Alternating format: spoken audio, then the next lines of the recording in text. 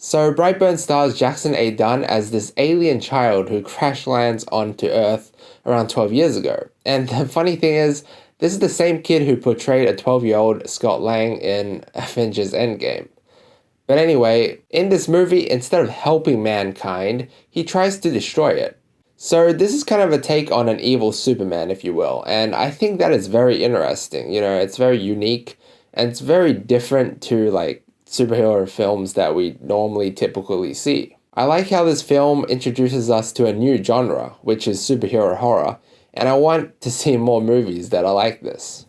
Unfortunately though, the trailer shows way too much. Like, if you have seen the trailer, then most of the time, like, you will know exactly what will happen when it comes to that point in the movie. You know, so when it comes to that part, it's like no longer a surprise.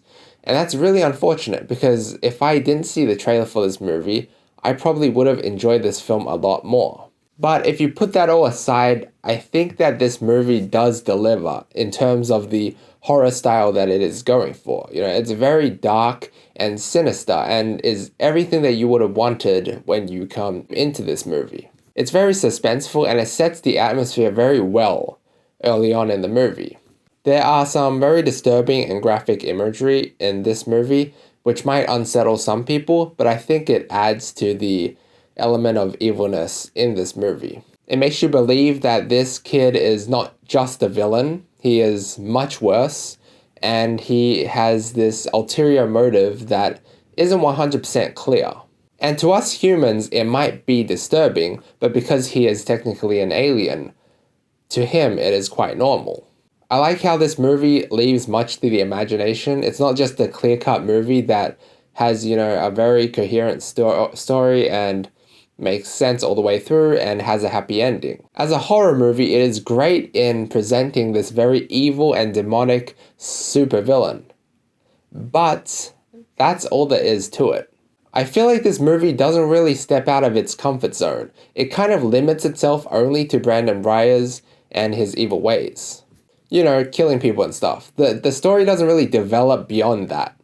I wish it delved deeper and explored the concept of this supernatural being much more. Like, where did he come from? Where did he get his powers from, you know? Movies like Don't Breathe and Get Out are movies that build up the story to a climax, to something that you wouldn't have guessed coming into them. And I wish that this movie followed a similar path. In the first act of this movie, they did a lot of setting up with the story and the characters, but it felt very rushed. And as a result of that, some of the characters felt like they were just there to be there and didn't really serve any other purpose later on in the movie. I enjoyed the acting, but I didn't really feel a connection to any of the characters. I didn't really like any of the characters that much. The second and third act is where this movie gets really intense and really interesting. But, I mean, the movie's way too short. It's like 1 hour and 30 minutes. I mean, come on, I wanted to see more of this supervillain and what he could do.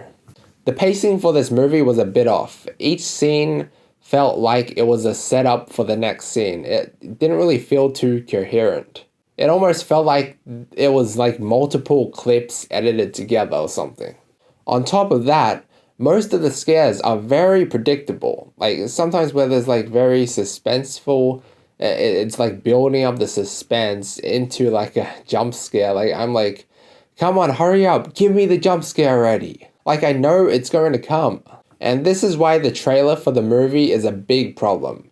I'm not going to spoil like any of the movie, but I'm just going to say that the trailer shows way too much.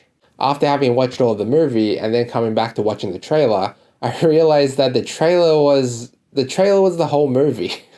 I just wish there was like more to this movie. It kind of, while it did feel consistent the whole way through, it kind of felt bland, you know? It was just this evil super villain killing stuff. Like, that's pretty much the premise of this movie. And I wish there was more. Like, I'm hoping they'll develop more movies like in the same universe as this movie, or like a sequel or something, because this movie it's kind of ambiguous. There's a lot left. There's a lot of questions left being asked after the end of this movie. And so, you know, I'm hoping there'll be like a follow-up movie to this. At the end of the day, this movie wasn't as good as I had hoped for, but I think it still delivers. I'm going to give Brightburn a B. Guys, thank you so much for watching. Have you seen Brightburn? What did you think about it? Please leave a comment about your thoughts below. Like the video if you liked it, and drop a sub to help the channel out. Also, feel free to check out my previous video. Until next time.